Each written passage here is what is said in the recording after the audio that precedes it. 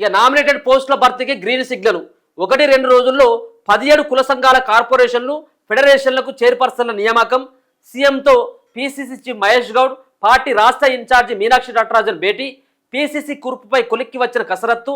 4 working ప్రెసిడెంట్లు నియామకానికి okay, వారం రోజుల్లో ప్రకటన. ఇక ఎప్పుడెప్పుడా అని చెప్పేసి ఇప్పుడు నేను దరిదాపుగా ఇప్పుడు ఎన్ని రోజులుగా ఈ వార్త ఒక 10 సార్లు చదవచ్చు. రేపే ఉంటుంది, ఎల్లుండే ఉంటుంది. ఈ సంబంధించినటువంటి పెండింగ్లో ఉన్నటువంటి నామినేటెడ్ పోస్టులు ఏవైతే ఉన్నాయో వాటిని రేపు భర్తీ చేయబోతా ఉన్నారు, ఎల్లుండి భర్తీ చేయబోతా ఉన్నారు, ఇంకా వారం లోపట్ల అయిపోతుంది, ఇగొచ్చి అగొచ్చి అని చెప్పేసి వాళ్ళని ఆశావాహులకి ఆశ పెట్టి వదిలేస్తూ ఉన్నారు. కానీ మరి 2.5 సంవత్సరాలు అయినప్పటికీ కూడా నామినేటెడ్ పోస్టులు చాలా ఖాళీగా ఉన్నాయి.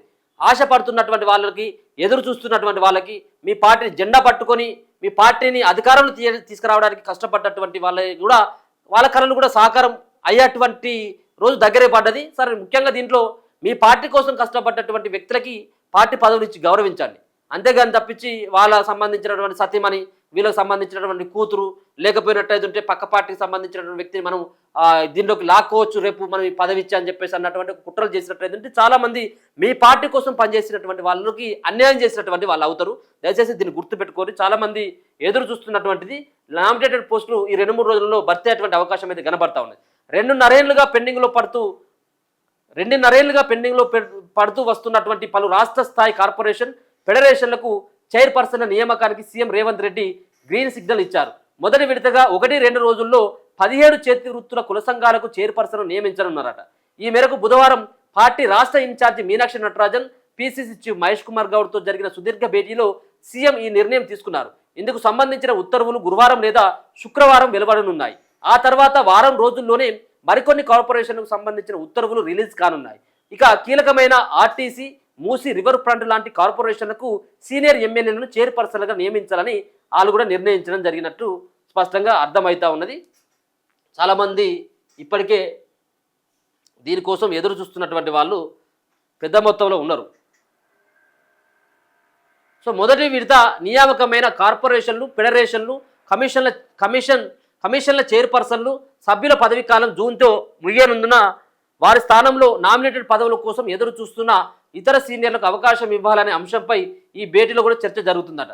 సో కొంతమంది పదవీ కాలం పూర్తి అయిపోతుంది, ఇప్పుడు వాళ్ళ పదవీ కాలం పూర్తి అయిపోతే ఇప్పుడు కొత్త వాళ్ళు ఎంతోమంది ఉన్నారు కదా, వాళ్ళ పదవీ కాలం పూర్తి కాగానే వాళ్ళకి 1-2 రోజులు కూడా వాళ్ళకి ఖాళీగా ఉండొద్దు అన్నట్టుగా. కాబట్టి ఇప్పటివరకు పదవి రానటువంటి వాళ్ళకి మొదటి ప్రయారిటీ ఇవ్వండి. పీసీసీ పూర్తిస్థాయి కూర్పు. తాజా సమావేశంలో పీసీసీ పూర్తిస్థాయి కూర్పు పైన చర్చించినట్లు సమాచారం. పీసీసీకి వర్కింగ్ ప్రెసిడెంట్లతో పాటు పెండింగ్లో ఉన్నటువంటి ఉపాధ్యక్షులు, కార్యదర్శులు, పూర్తిస్థాయి కార్యవర్గాన్ని వెంటనే నియమించాలని, ఆశావాహులకు వారం రోజుల్లో గుడ్ న్యూస్ చెప్పాలని నేతలు నిర్ణయించారు. పీసీసీకి 4 వర్కింగ్ ప్రెసిడెంట్లను నియమించనున్నారు. వీరిలో ఎస్సీ, ఎస్టీ, బీసీ, మహిళా, రెడ్డి సామాజిక వర్గాలకు చోటు కల్పించనున్నారు. ఈ పదవుల కోసం మాజీ ఎమ్మెల్యే సంపత్ కుమార్, ఎంపీ బలరాం నాయక్, గద్వాల మాజీ జడ్పీ చైర్పర్సన్ సరితా తిరుపతి యాదవ్, వరంగల్ తూర్పు ఎమ్మెల్యే నాయన్ రాజేందర్ రెడ్డి పేర్లు చర్చకు వచ్చినట్టు తెలిసింది. పీసీసీ ప్రచార కమిటీకి సైతం పలువురు పేర్లను పరిశీలించినట్లు చెబుతున్నారు. కాగా అసెంబ్లీ నియోజకవర్గాల వారీగా పార్టీ కార్యకర్తలకు కార్పొరేషన్ డైరెక్టర్ పదవులు ఇవ్వడం పైన డిస్కస్ చేశారు. వీటిపై ఇప్పటికే ఏకాభిప్రాయం రావడంతో త్వరలోనే ఆయా కార్పొరేషన్లకు డైరెక్ట్ పదవులను ప్రకటిస్తూ ఉత్తర్వులు వెలువడనున్నాయి. సో జగిత్యాల నియోజకవర్గం పైన కూడా ప్రత్యేకమైనటువంటి దృష్టి సారించినట్టుగా స్పష్టంగా అర్థమవుతా ఉంది. ఎందుకంటే అక్కడ పార్టీ సీనియర్ నాయకులైనటువంటి జీవన్ రెడ్డి వెళ్ళిపోయింది కాబట్టి అక్కడ జగిత్యాల్లో కొంతమంది ఆశావాహులకి పెద్ద మొత్తంలో కార్పొరేషన్ పదవులు అంటగట్టినట్టయితే రేపు భవిష్యత్తులో పార్టీలకి కొంత భవిష్యత్తు ఉంటుంది, పార్టీ పైన నమ్మకం ఏర్పడుతుంది అన్నటువంటి ఒక ఆలోచన రేవంత్ రెడ్డి చేస్తున్నట్టుగా తెలుస్తోంది. రేవంత్ రెడ్డి మొన్ననే అక్కడ ఆయనకు సంబంధించినటువంటి ఇంటికి పిలిపించుకొని జగిత్యాలకు సంబంధించినటువంటి నాయకులతో, ముఖ్య నాయకులతో ఆయన భేటీ కావడం కూడా జరిగింది. నేతల భేటీలో జగిత్యాల నియోజకవర్గంపై ప్రత్యేకంగా చర్చించినట్లు తెలిసింది. జీవన్ రెడ్డి కాంగ్రెస్ వీడడంతో అక్కడ పార్టీ క్యాడర్ను కాపాడుకోవడంపై ప్రత్యేక దృష్టి పెట్టాలని మీనాక్షి నటరాజన్ సూచించగా ఆ బాధ్యతలను పీసీసీ చీఫ్ మహేష్ గౌడ్కు సీఎం అప్పగించినట్లు సమాచారం. ఇక్కడ స్థానిక ఎమ్మెల్యే సంజయ్ వర్గంతో పాటు పాత కాంగ్రెస్ నాయకులను కూడా నామినేటెడ్ పార్టీ పదవుల్లో ప్రాధాన్యత ఇవ్వాలనే నిర్ణయానికి వచ్చినట్టు తెలిసింది.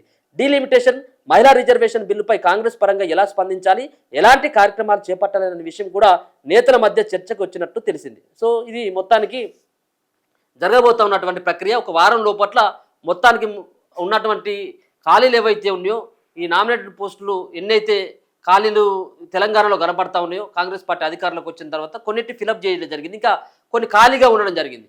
సో ముఖ్యంగా ఓయూ నుంచి ఉన్నటువంటి విద్యార్థి సంబంధించినటువంటి విభాగంలో పనిచేస్తున్నటువంటి వాళ్ళకి కావచ్చు, మీ పార్టీ కోసం కష్టపడుతున్నటువంటి వ్యక్తులకు కావచ్చు, మొదటి నుంచి కూడా అన్యాయానికి గురవుతున్నటువంటి వాళ్ళే కావచ్చు, మాట్లాడుతున్నటువంటి వ్యక్తులు కావచ్చు, కాంగ్రెస్ పార్టీ పైన విమర్శలు వచ్చినప్పుడు లేకపోయినట్టయితే ఉంటే ముఖ్యమంత్రి పైన విమర్శలు తీవ్రమైనటువంటి విమర్శలు చేస్తున్నటువంటి టైంలో మాట్లాడుతున్నటువంటి నాయకులు పార్టీ సంబంధించినటువంటి వ్యవహారాల పట్ల, పార్టీ సిద్ధాంతాల పట్ల, మీ ప్రభుత్వం చేస్తున్నటువంటి కొన్ని అభివృద్ధి కార్యక్రమాలు కావచ్చు, సంక్షేమ పథకాల పట్ల రెగ్యులర్గా గాంధీ భవన్లో మాట్లాడుతున్నటువంటి నేతలు కూడా కనబడతా ఉంటారు.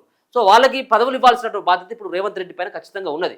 ఉన్నటువంటి వాళ్ళు గాంధీ భవన్కి వెళ్ళినట్టయితే ఎవరున్నారు మాట్లాడేటువంటి వాళ్ళు పదవులు వచ్చిన తర్వాత పెదాలు మూసుకొని పోయినటువంటి వాళ్ళే కనబడతా ఉన్నారు. నువ్వు ముఖ్యమంత్రిని ఎవరైనా కానీ నానా బూతులు తిట్టే కానీ మాట్లాడేటువంటి వాళ్ళు చాలా తక్కువ కనబడతా ఉన్నారు. వాళ్ళంతా కూడా పదవులు పొందినటువంటి వాళ్ళే. ఇక ఉన్నటువంటి కొంతమంది నేతలు ఇక రెగ్యులర్గా మన గాంధీ భవన్లో కనబడతా ఉంటారు. వాళ్ళకి ఎట్లాంటి పోస్టులు ఉండవు. పాపం అటువంటి వాళ్ళు కూడా ఉన్నారు. అటువంటి వాళ్ళని గుర్తించాల్సినటువంటి అవసరం ఇప్పుడు కాంగ్రెస్ పార్టీకి ఉన్నది.